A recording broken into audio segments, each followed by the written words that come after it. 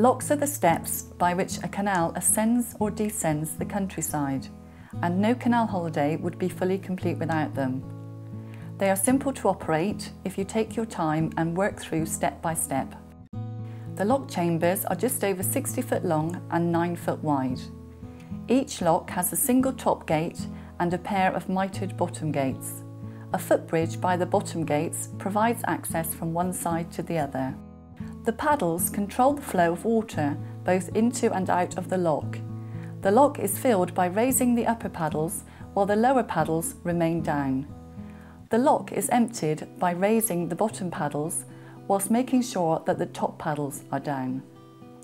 The paddles at the top end are ground paddles positioned on either side of the lock, whilst the paddles at the bottom end are mounted on the gates themselves.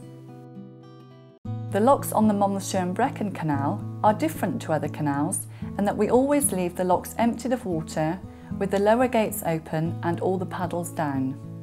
We recommend that on your first time through the locks, you may like to moor up beforehand and watch someone else going through. Upon arrival at the locks, pull in just before to drop off crew members with windlasses. Leave at least one person on board to steer. If the bottom gates are closed, this indicates that the lock is in use, so tie up to the mooring bollards provided. Priority is given as the locks are set, so if the lock is full, boats coming down the canal will have priority, and vice versa. Please close the front doors on the boat as some of the lock gates can leak. Enter the locks slowly, using reverse as necessary to bring the boat to rest.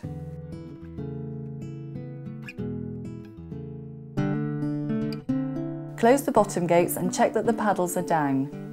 To lower the paddles, hold the windlass firmly on the spindle, lift the safety catch and lower the paddle by turning the windlass. Always make sure the windlass is firmly on the spindle and hold on to it tightly, otherwise you can injure yourself. It's a good idea to take a half turn back with the windlass first to take the strain, and make sure you keep your fingers out of the way of the mechanism. Please do not let the paddle drop on its own, as this will damage it, and do not leave the windlass on the spindle as it can fly off and injure anyone it hits. You can now let water into the lock by slowly raising the two paddles at the sides of the top gates. To avoid undue turbulence, do not open the second paddle until the lock is at least half full. As the water rises, take care that the bow or fender does not get caught up under any part of the sill or stonework on the top gate.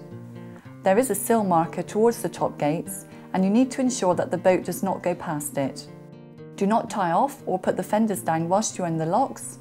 Use a little forward and reverse gear to keep the boat approximately 1 metre away from the bottom gates. When the lock is full, open the top gate and drive slowly out.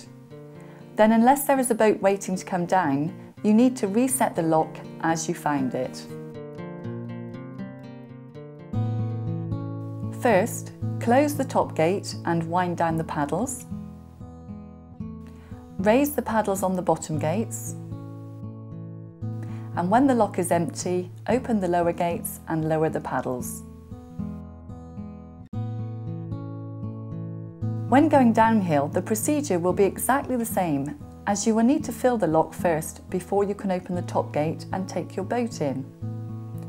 Whilst going downhill, you need to position the boat well away from the top gate and make sure it remains in front of the sill marker.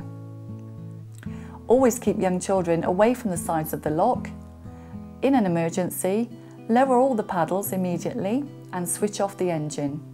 This will stabilise the situation and give you time to think.